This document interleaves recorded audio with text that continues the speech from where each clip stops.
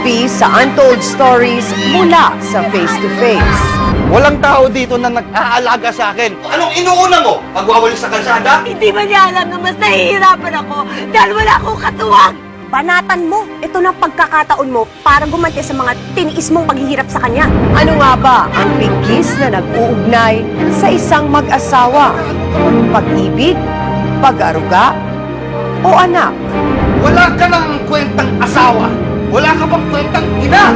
Hindi ka na lang mamatay! Nang matapos na lahat ng paghihirap sa akin! Sana, kayanin ang konsensya mo kapag namatay si Carlito na naghihirap na ganyan! Paano nga ba papasanin ng isang asawa ang bigat ng responsibilidad kung ang kanyang katuwang sa buhay ay tila itinuturing na rin niyang isang kaaway? Magandang gabi po mga kapatid. Ako po si Ami Perez at sa likod ng bawat problema at komprontasyon, may mga kwentong hindi niyo pa nalalaman. Ito ang Untold Stories mula sa Face to Face. Tunghayan natin ang buhay kasaysayan ni Nenita at Carlito sa kwentong Sa Piling ng Kaaway. Beth, ilang araw ka na rin walang tulog. Magpahinga ka na. Ako na bahala rito. Ayos lang ako. Pasensya ka na. Wala kaming maitulong sa mga gastusin dito. Alam mo naman, parang patak lang kasi nauulan ng trabahong dumarating kay Carlito. Kasino lang naman yung kinikita ko sa pagiging isang street sweeper. Kahit naman umangal ako, wala rin naman ako magagawa. Hindi ko naman mapilit si Ate Luz. Kaya ama na. May iraraos din naman siguro lahat ng to sa awa ng Diyos. Gip! Kampay! Kampay! Bilis! Mukhang pipitinin tayo dito ah. Kanina ka pa umiinom siya na. Diba, nagre-reklamo kang masama ang pakiramdam mo. Na masakit ang mga buto-buto mo. Ang likod mo. Diba, tumigil na sa pag-inom. Ano ang problema mo? Kung gusto ko uminom, iinom ako. Maski wala na tayong manak. Alak pa rin na nasa utak mo. Sige, uminom ka! Hanggang sa masunog na ng alkohol yung buo mong katawan! Ano ang problema mo, ha? Carlito, tama na yan. Lasing ka na eh. Makialam dito. Itigil mo na yung Carlito, imbis na sa chance sa utak mo nilalagay ng alak. Ano ba? Ba't ba kinakampihan niyo yung inutil kong asawa? Ha? Pinapahiya niya ako sa lahat ng mga kaibigan ko eh! Kung ayaw mo mapahiya, ayusin mo yung sarili mo! Lalapan ka na? Ha? Papalag ka na? Halika dito. Carlito! Iwan mo ako! Ayaw mo ako! Umpisa pa lang ay puno na ng pagsubok para kay Ninita ang pagsasama nila ni Carlito. Dahil imbis na pagkalinga at pagmamahal, sigaw at suntok ang inaabot niya rito. Nung ko pa yan gustong iwanan. Isa pa lang ang anak namin. Umuwi ako ng Mindanao, kasama siya. Sabi ko sa kapatid ko, ayaw ko nang bumalik na Maynila. Bakit? Lasing ko yan. Hindi ko na kaya. Ano gusto mo pa sa'yo, ha? Naandar ako sa'yo? Yan ba gusto mo pakita sa tao?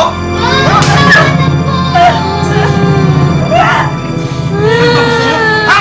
Sige! Patayin mo na lang ako! Patayin mo na lang ako na matapos na paghihirap ko! Papatay kita! Sa simula ay inakala ni Carlito na simpleng rayuma lang ang kanyang sakit, kaya hindi niya ito pinansin. Subalit sa paglipas ng mga buwan,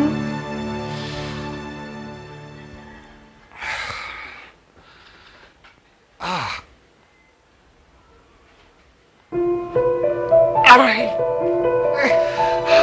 Nenita! Carlito, bakit? Sakit, hindi ako makabangon eh. Tulungan mo naman ako. Teka, dahan-dahan lang, teka lang. na makilos eh. Ano nangyayari sa'yo? Hindi ko alam, masakit yung likod ko eh. Nenita! Ano ba nangyayari? Bakit sumisigaw si Carlito? Ano ba, nag-aaway na naman ba kayo? Teka lang. Masakit. Ano ba nangyayari? Ito, ano nangyayari sa akin? Please, dahan-dahan lang. Sige. Pagkatapos ng insidenteng yon, nagpasya ang magkapatid na Beth at Luz na dalhin na si Carlito sa ospital. Dito nila nalaman na tuberculosis of the bone pala ang sakit ni Carlito. Nandito na ako. Dumating ka pa. Pasensya ka na. Galing ako sa trabaho. Trabaho mo, alagaan ako dahil may sakit ako. Masakit ang likod ko. Walang tao dito na nag-aalaga sa akin. Ang tanga mo, anong inuuna mo? Pagwawalis sa kalsada? Carlito, ako ng tao. Bigyan mo naman ako ng kahihiyan. Papa, dapat lang mahiya ka. Tulungan mo ako, masakit na yung kanan. Manhid na eh. Dahan-dahan lang! Dahan-dahan lang sabi. Alam mo, swerte ka, hindi ako nakakagalaw. Kung hindi, uupakan kita! Ay! Ano ba? Tulungan mo ako! Dahil kapos sa pera, pagkatapos ng 2 buwang pananatili sa ospital, nagpasya si Ate Luz na iuwi na lang sa bahay ang kapatid na si Carlito. Sa bahay ni Beth itinuloy si Carlito dahil abala sa pagtatrabaho si Nenita. Beth, halika nga! Ano ba? Hindi mo ba naririnig? Kanina pa ako tawag sa'yo ah. Kita mo ito, punong-puno na, pwede bang itapon mo na? Pasensya na, Carlito. Inaasikaso ko kasi yung damit pamasok ng mga bata. Ako'y may sakit! Ako yung alagaan mo, kapatid mo ako! Carlito! Ano? Mabuti pa, uwi mo na lang ako sa amin. At least doon, asawa ko, aalagaan ako. Kailangan magtrabaho ng asawa mo, hindi ka niya maaalagaan. Hindi rin naman kita pwede ipagkatiwala sa mga anak mo dahil maliliit pa sila. Maliliit pa sila. Wala akong pakialam! Ako'y may sakit! Ako yung alagaan mo, kapatid mo ako! Naintindihan mo ba yun? Carlito! Uwi mo na ako! Minsan na kasing dinala uli namin sa ospital ang kuya ko. Parang lumalabas pa na masama pa ako. Siya na nga to dyan ang tinutulungan ko. Dahil sa pangyayaring yon, ibinalik ni Beth sa bahay ni Nenita si Carlito. Dito na nagsimula ang malaking gulo sa pagitan ng maghipag na sina Nenita at Beth laban sa nakakatandang kapatid ni Carlito na si Luz. Hoy, saan kayo galing? Tinapon po namin yung ihi ni Papa. Puno na po kasi. Bait talaga ng mga anak ko. Pasensya na kayo. Hindi dapat kayo gumagawa niyan. Pero wala tayong magagawa. Kailangan magtrabaho ng mama.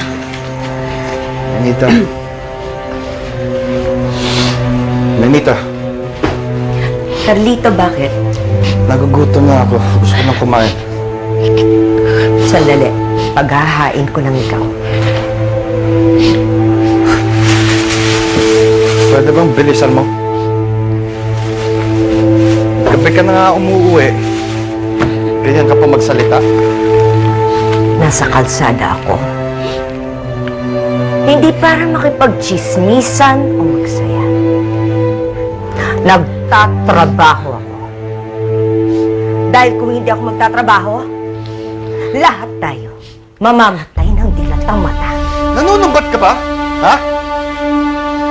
Ginugutom mo na nga ako, ganyan ka pa magsalita? Wala ka nang kwentang asawa. Wala ka pang kwentang ina. Sino nag-aalaga sa akin dito? Ha? Anak mo! Ano?